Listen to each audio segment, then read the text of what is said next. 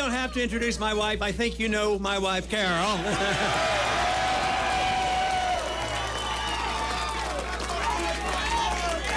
And we have a few other members of the family here. We have a daughter-in-law of Peggy, and we have Lisa, Linda, and Mark. And you know, we have another member of the family, but he's also on the staff. But I think technically in the family, he's a grandson-in-law. That's Jesse Benton. That's it. But it is a delight. And Jim, Senator Forsyth, thank you very much for your support, along with Andy for your co-sponsorship, and Ray. I appreciate all that. That is just great. I do want to mention 3 names of the individuals who did so much organization up here, and that was Jared Shercoin as well. Jared, I don't know if he's here. He's probably still making phone calls or something. and Bob Goodman, he did a tremendous amount of work here. And Jordan Braun, he was fantastic. But there was one other acknowledgement I wanted to make. I wanted to thank the union leader for not endorsing me.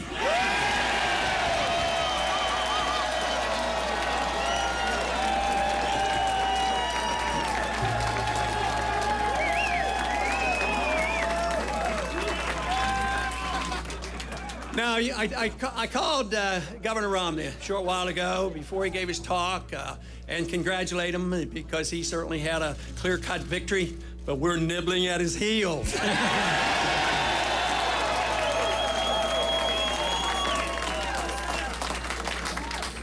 But there was another victory tonight. He had a victory, but we have had a victory for the cause of liberty tonight.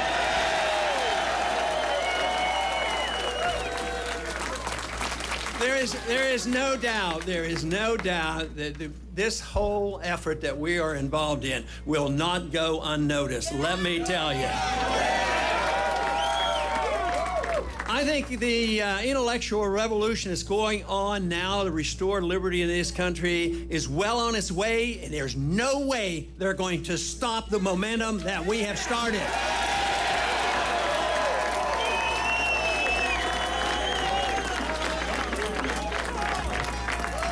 And that is the victory that you have brought about, because you have been the ones that have done the works. There's a lot of people here, but the ones across the country, the donors and the excitement on the campuses, it's just unbelievable. We don't always get the coverage or the interest shown on what is going on, because if they did, they wouldn't be ignoring so much of what we're doing. But you know, I find it sort of fascinating when they finally get around, and this is different people. It could be in the media, it could be our opponents or whatever, but I sort of have to chuckle when they describe you and me as being dangerous.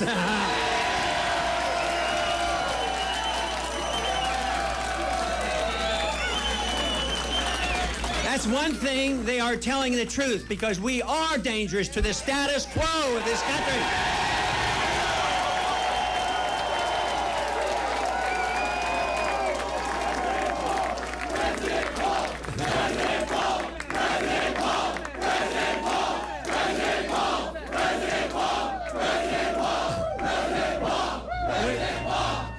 And we will remain a danger to the Federal Reserve System as well. Yes.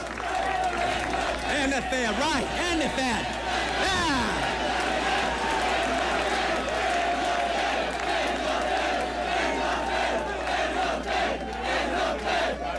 You know, in studying monetary history from the beginning of our country, and even throughout all of history, monetary policy on periodic occasions will become the dominant issue.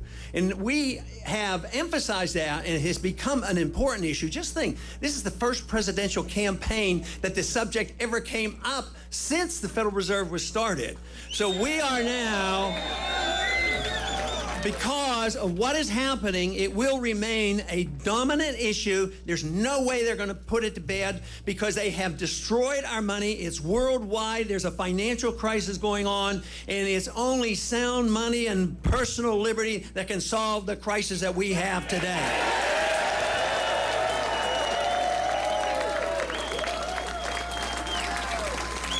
But the one reason I talk about the monetary system so much, it was a sneaky, deceitful way to pay the bills. You know, an honest government that wants to be a big spending government would tax the people, and then the people would know what they were doing. If we had to pay taxes for everything that they do, you know, the people would rise up and stop it. So then they started borrowing money a lot, and then people didn't notice that quite as much because it passed that on.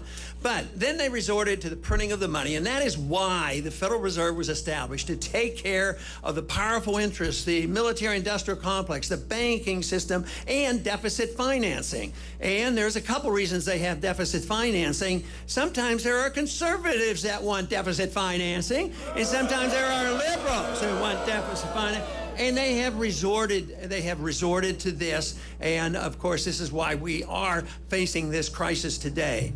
But it also serves those interests who like to think that we have this responsibility. They claim it's a moral responsibility to take our young people, put them into the military, and send them hither and yon around the world, policing the world and using up the money.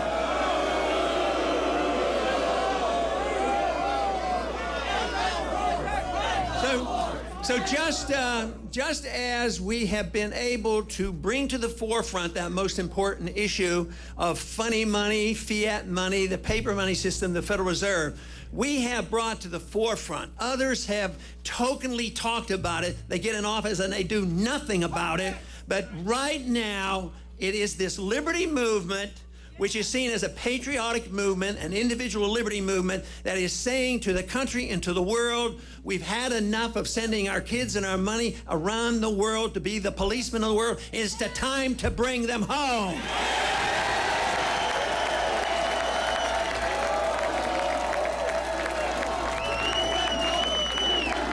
Bring them home.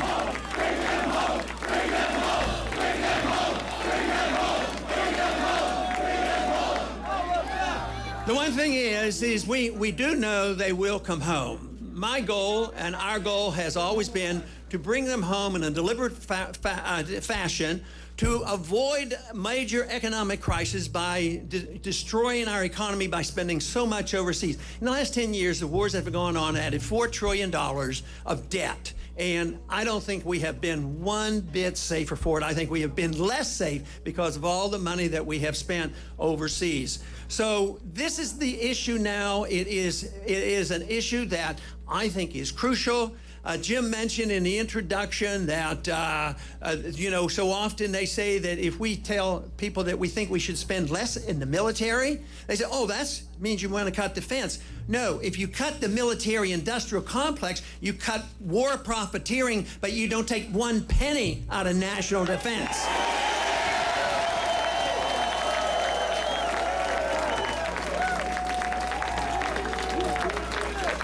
And besides, we're flat out broke. Fortunately, we did not have to fight the Soviets. The Soviets brought themselves down for economic reasons. Do you know that they were so foolish and thought themselves so bold that they could pursue their world empire that they invaded Afghanistan? But we will come home, but if we do it now, calmly and deliberately, we can save our economy here at home, because there are a lot of people who are suffering here at home. You have to stop the inflation, because that's what destroys the middle class, and that's what transfers the wealth from the poor and the middle class to the wealthy. And that is why the wealthy got their bailouts and the middle class shrunk and they lost their jobs and they lost their houses.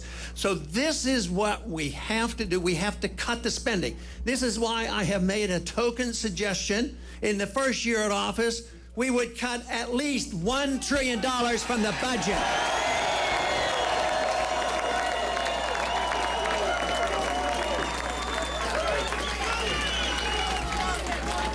Now, the one thing that the talk you hear in Washington is pure talk, because there is nobody suggesting, the other candidates are not talking about real cuts. They're talking about cutting proposed increases out in 10 years. They say, oh, we'll cut $1 trillion. Yeah, $1 trillion over a 10-year period, which is $100 billion every year.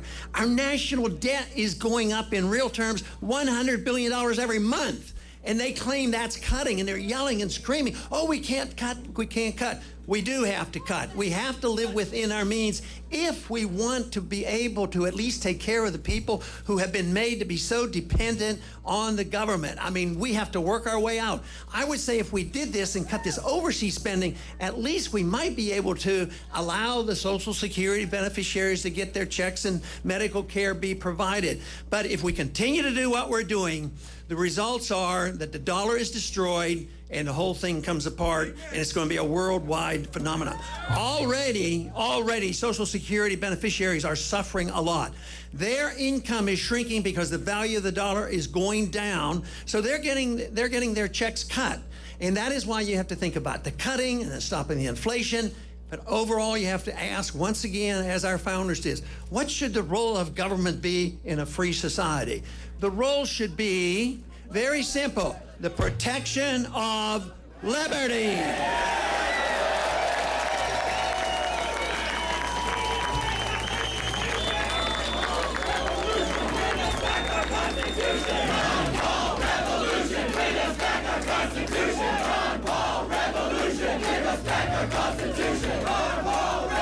Wonderful, wonderful.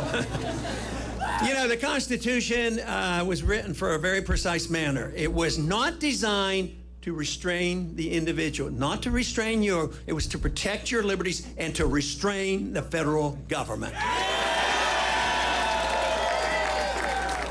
But liberty has to be re-emphasized because we have been careless over the last 100 years. We have taken liberty and chopped it up into pieces. Some people think liberty has to do with personal habits, which I agree.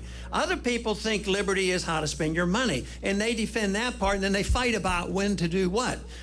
I think what we need to do is make this emphasis that liberty means you have a right to your life and your privacy and the way you want to live your life as long as you don't hurt people, and you have a right to keep and spend your money as you want to.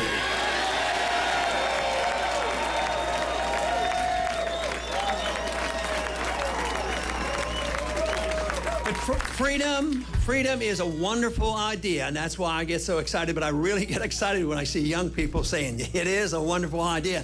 Freedom is popular, don't you know that? Now, freedom brings people together. I think it's magnificent that the crowds that have come out over the weeks and months have been very diverse, because it should be, because some people want their freedom to practice their religious in so one way, maybe another way. Some might not even want to practice it at all. But freedom, if you understand it, you should all fight for freedom because you want to exert your freedom the way you want. Same way with economic freedom. It should bring people together. And I think this is one reason people worry about, how are you ever going to put in a coalition, or how are you going to, oh no, they don't want a coalition. They said, how are you going to compromise and give up some of your beliefs in order to get some things passed? You don't have to compromise. What you have to do is emphasize the coalitions that people want their freedoms for a different reason and bring them together. It's been, America has been the greatest country ever, the most prosperous country ever, the largest middle class ever. It's not that way today. Our middle class is shrinking. The country is getting poorer. The wealth is apparent, is based on debt. The few who really hold the wealth, it's maldistribution because it shifts over due to the regulations, the control of government. We have had too many people too long in the last 100 years thinking that it was beneficial more to have high-paid lobbyists to get and to find out what they can get from the government, rather than us petitioning our government in a proper manner, to petitioning our government and demanding our freedoms back again.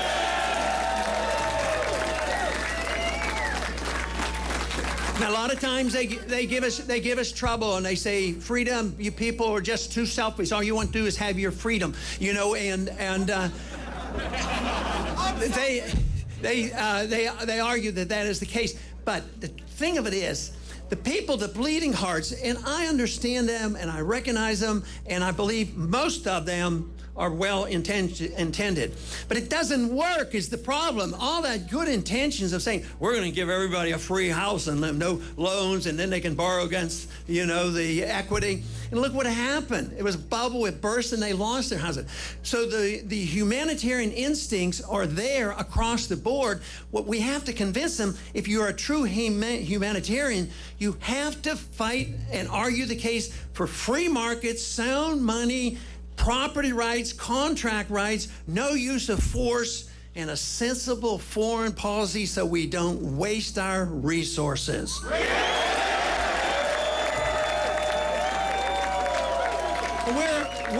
We're well on our way. We're well on our way. People have asked me, what did I expect 5, 10 years ago? I had no idea. I always assumed that the best I could do is set a record. I didn't know you were out there.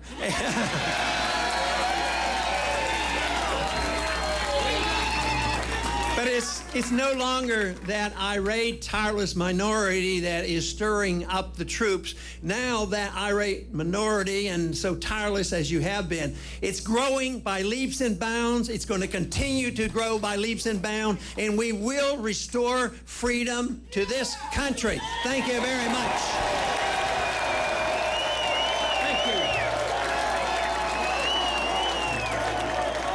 All right, Ron Paul coming in second, delivering his speech. His crowd obviously loved every word of what the Texas congressman said. He has an impressive second-place finish in New Hampshire.